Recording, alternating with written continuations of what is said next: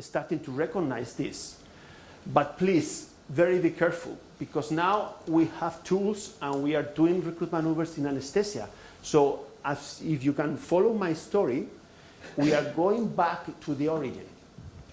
We are going back to the pure Professor Stirner study who analyzed atelectasis during anesthesia. Atelectasis during anesthesia is an on-off situation. Most of our patients don't come with atelectasis, besides you have any COPD patient or whatever. But normal patients never live with atelectasis. So before the induction of anesthesia, this is a CT scan, this is pure physics, this is mechanics. Whenever you have a lower functional suicidal capacity than the closing volume, you go for collapse. Pure physics. So this is a CT scan, it's a three-dimensional CT scan of a rabbit of 3.5 kilos. And as you can see that after induction of anesthesia, you can have a huge amount of collapse instantaneously. So the first concept that we've been doing that many years is nothing related with time. It's a question of 2 expiratory times. If this process is going to happen. If you are stable, if you are a child between 6 years and, less than 30 years old, 25 years old, ideally speaking, you don't smoke, you live in the forest, and you don't have any kind of contamination. So I'm sorry, nobody in the world. Probably you have so high functional suicidal capacity that even the reduction of the functional suicidal capacity by the diaphragm paralysis is not enough to create collapse. Except this group of patients that usually isn't the one you never see in the operating room, especially nowadays. There are studies now, and we presented, saying even that probably we have an incidence of 90% of people have some amount, probably 2%, 5%, or 25%. This you see the repercussion in shunt. But we know that under anesthesia, these effects happen in most of the cases. And it's pure physics situation. Whenever you have a reduction in functional residual capacity over closing volume, you have atelectasis. How many things you have in anesthesia to reduce functional residual capacity? Any anesthetics. Professor Stirner taught us, except ketamine, the rest of anesthetics, all of them, even opioids, reduce functional residual capacity. Even if you are awake, if you are seated and then you put in supine, what's happening with functional residual capacity?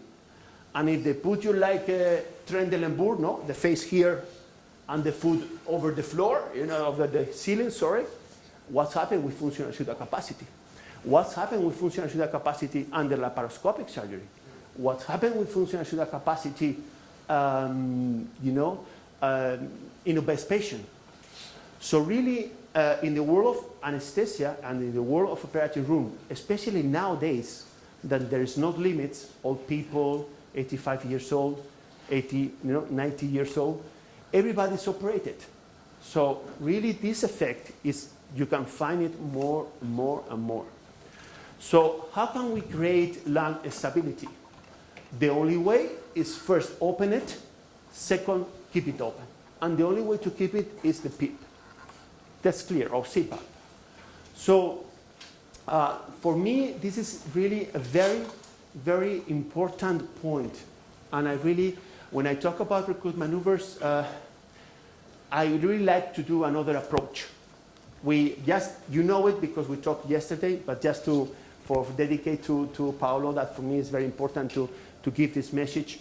I see recruitment maneuvers in a totally different way, like people now is talking. I said, what is the most collapsed lungs you have ever seen in your life? We said yesterday, the neonate. The neonate before the birth is the lungs who have never received air in his life.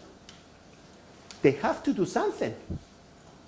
Because otherwise we don't exist like a species. You know what they do? They create 3-4 breaths with a transpulmonary pressure of -60.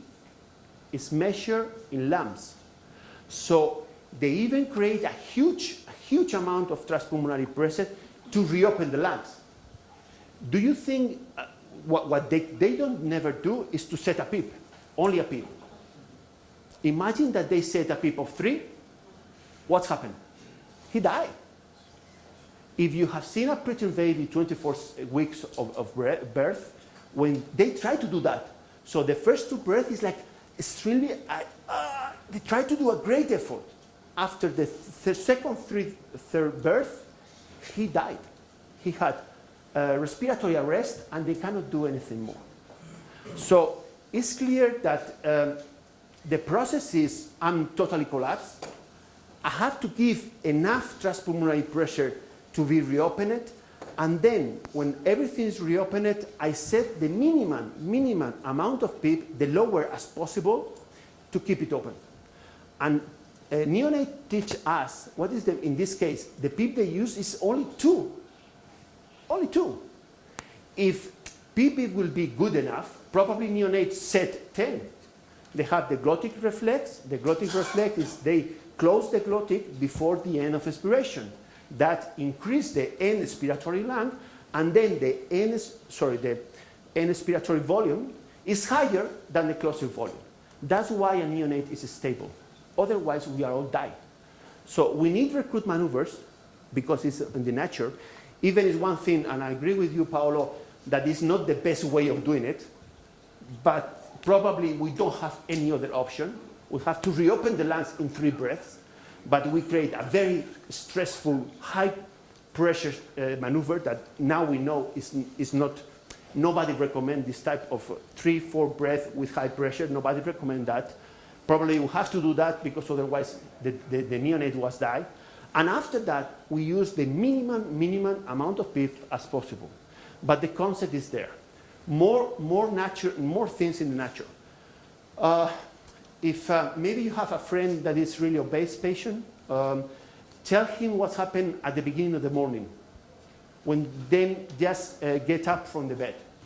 In many cases, and that's happened with COPD patient, as COPD patient at the same time, they cough, they suspire, they have to do something, and probably because during the night, this specific type of patient have some amount of collapse. So we have maneuvers to really reopen these areas. More things. Now, enhanced early recovery programs, ERAS programs. What is one of the main things they only want to push after the surgery? Walk the patient as soon as possible. Sit the patient as soon as possible. In obese patient, the most important innovation in the last 5 years is to sit the patient in a special bed 3-4 hours after the surgery and walk the patient the day after. Why? Why walk is so important? To recover functional residual capacity. I'm sorry, I thought it was in this that I show you tomorrow. I have 3 very nice physiological studies who measure functional residual capacity during the postoperatory period in abdominal surgery and in thoracic surgery. All of them, they conclude that the only moment that you really recover the functional residual capacity before the surgery is when you start to walk. Even if you sit the patient, you don't recover the functional residual capacity. So please keep in mind that during the perioperatory period, you are all the time in risk to have atelectasis due to the reduction in functional residual capacity. The second, yeah. So, is it the walking or is it the posture? The power? I mean, you know, you walk, you increase your ventilation, your power, because, yeah, you exercise. Yeah. So, but I don't know if any, is there exercise? What they do is measure the functional residual capacity, and they correlate it with the diaphragm function. Of course, it needs to function more when you walk. It's exercise. Yeah, it's a muscle. Yeah, it's a muscle, yeah. Mm-hmm. So if you exercise sitting in bed, is it down? No, at least this paper, well, I'll show you tomorrow. These 3 papers, what they measure is the functional residual capacity, and they correlate it with the tone, the energy of the diaphragm. So I think it's clear that this is for that. What is the bicycle in the bed? Yeah, that's It's what exercise in bed. I don't have data on that. I mean, what is clear and it's clear gravity. One important thing that really sometimes we lose that, the lungs weight. I'm sorry about that. There are a lot of people who think it's air. I'm sorry, the lungs is not air. Lungs weight. That's why gravity is so important. Why do you always have atelectasis in the back part? Pure gravity. So if you're in supine, you are in risk to create the back part atelectasis. One thing that, Paolo, maybe from my side, and I'm totally agree with supine, in my opinion, supine is a recruit maneuver. Because what you are doing really, prone, sorry, prone position. The atelectasis is in the back part. So the transpulmonary pressure is higher in the upper part than in the back part. When you put the patient in prone position, you transmit the transpulmonary pressure higher to the points in the upper part. Remember the CT scan we presented yesterday? Do you remember? Now you have much transpulmonary pressure in the area with collapse. And probably with time, this is the way that you reopen some areas that otherwise it was going to be impossible. Very important concept. Reopen the lungs is a product between time and pressure. That's why we, and I'm totally, and I'll give some data on that. I'm totally convinced about we have to go for pressure control. Why we have to go for pressure control? Because it's a pressure time product. We have to control the maximum transpulmonary pressure, because really the only pressure who reopen the lungs is the maximum transpulmonary pressure, according with alveolar pressure, but it's really transpulmonary pressure. But this maximum alveolar pressure is the one who can reopen the lungs. After that, the PEEP is only to keep it open. We are going to do some research just today with isolated lungs just to visualize this concept, because for me it's very, very important. There is a wrong concept while we're spread that a PEEP of 5 can reopen the lungs of a patient. A PEEP of 5 by itself, they cannot reopen anything.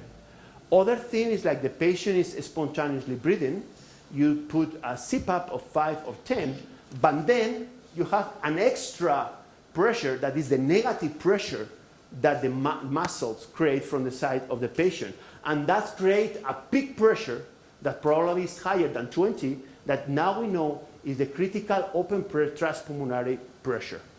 So about time, obviously, if you put CPAP and the patient creates an amount of transpulmonary pressure higher minimum to start to reopen, if you give more time, it works. That's why if you apply CPAP in a weaning process or in a spontaneous breathing, there's a lot of CT scan studies show to us that the patient by itself can recruit some areas.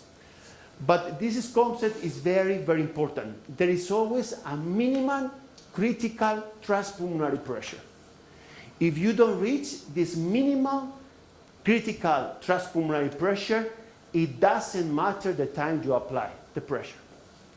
That's why, from my point of view, just to transmit to clinicians, and in our research with rabbits and isolated lungs, with all the limitation that these studies can have, our approach, we are, as far as we know, we are the first, we create some model to calculate what is the critical transpulmonary pressure. Since then, if you apply time, you start to see more recruitment. And this point is around 20.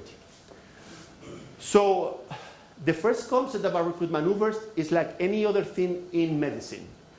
If you don't have good indications, you are going to find bad results. If you don't control if you perform contraindications, the worst thing you can do. The way you perform recruit maneuvers is totally different. It's nothing to do with CPAP for the hemodynamic effect. It's nothing to do with few breath with very high pressure. It's nothing to do with in volume control. It's nothing to do, it's not the same that doing in pressure control, and we will see why. So the first thing in who and when. Under anesthesia. We are talking only under anesthesia. So which patients, which you can guide for many things, many pure clinical things. So the first thing, well, radiology, it is obviously not. Please never guide this. I remember when I was in the clinical session, you say, no, this patient don't have atelectasis because the X-ray, this is clear like not. This is a study compared with CT scan. Anything that is collapsed in the back part behind the heart, you never see anything. So we have to go for several parameters. First of all, oxygenation. With all the limitations, you can guide by PF ratio. Now it's working more and more, and it comes from pediatrics. This study was done more than 50 years ago. Now it seems like it's in fashion for adults. SAFI, the relation between saturation and VO2. And you have the curves, and even there are some calculations that we are going to see that can give you some guide about the amount of shunt that this patient can have. Second point, mechanics. We saw yesterday. Dynamic compliance obviously have a lot of limitations, have a lot of interactions. Sometimes you don't measure. Sometimes the machine has problems to measure the tidal volume. Yes, they have a lot of interactions, especially when you pressurize the patient or reduce the pressure. But it works, and it's there, and you have the tendency. And you always have a theoretical dynamic compliance of a patient. We saw yesterday, for example, for you, how tall are you? 170. Huh? Let's say 70 to make calculation easier. Obviously, they are perfect pretty body weight formula. You know what I do? For women, minus 110, and for men, minus 100. So let's say that for her is something around 60, dynamic compliance. If I intubate her, or let's say not me, the resident, intubate her, and the dynamic compliance is 30, what can you think about that? Only with what side? And you mix one every 10 times. Half of the theoretical, and it's the resident, first year resident. Selected intubation. Even, and that's happened to me in many situations, try to imagine what would be the theoretical dynamic compliance of this patient. If it is healthy, and it's healthy, there is a relation between the mechanics of the lungs, the elasticity of the lungs, and the theoretical one. So if you compare the theoretical that you have when the dynamic compliance you have after the induction, you have some. Obviously, if you imagine that I intubate you because I put non-invasive ventilation, pressure support, I intubate very fast, I connect it, and after the intubation, your dynamic compliance is 65. So probably you say, okay, you have a big amount of prolapse? Probably not. If I make a SAFI or PAFI and you are more than 350 or 400, hey, it seems like, and if you put all the pieces together, oxygenation plus mechanics, plus more things. Now we have an echography. So get the echography, put in the left side behind the heart, in the back part in the left side. That is the most easy part for collapse. And I say, oh, the collapse is here. See collapse in ecography, everybody can do it. Pleural effusion and collapse is so easy to see in ecography. And in the future, we will have more tools like electroimpedance tomography and many things. So it's going to come volumetric capnography. It's going to come a lot of tools who are going to help us to identify the people who have collapse or not. This is what one of the studies about dynamic compliance in children is very easy because under 40 kilos, usually there are not a lot of obesity pediatric patients. So even here directly, dynamic compliance or theoretical dynamic compliance is 1 milliliter per kilo. So if you have a children, a neonate, or let's say children of 5 kilos, the theoretical one is 5. If you intubate the children and you have 2, it's clear that you have collapse. So it's something that if you apply this clinically, it always works. So this point I learned from neonates. Okay, what try to apply this for pregnant women. When I was doing neonates, the neonates came, healthy neonates, they breathe perfectly, you put the saturation, everything's fine, 96. But when you are a resident, you induce the neonate, and in 30 seconds, wow, it was dark. What is this? This is apneic oxygenation time. If you apply it to adults, what's happened with pregnant women on obese patient? You don't take the watch, but say, whoa. What's happened with laparoscopic? You put a patient in Trendelenburg disconnected. See how fast they saturate. So is the timing what is so important. So even with your normal practice, whenever you are doing the induction of the patient, sometimes you realize the patient who have some respiratory infections, say, wow, this patient they saturate very fast. Whenever you have this process, this only can be for two reasons. An increase in oxygen consumption during the induction of anesthesia, it doesn't make any sense, or a huge, more than 25% of shunt. And in this context, like after induction, it cannot be other thing like collapse. So see how many things we can do. I like this one because sometimes, for example, during laparoscopic surgery, dynamic compliance, imagine the patient is collapsed, I recruited, I set it okay, and now the surgeon insufflate the patient. And then you obviously, what is going to happen with dynamic compliance?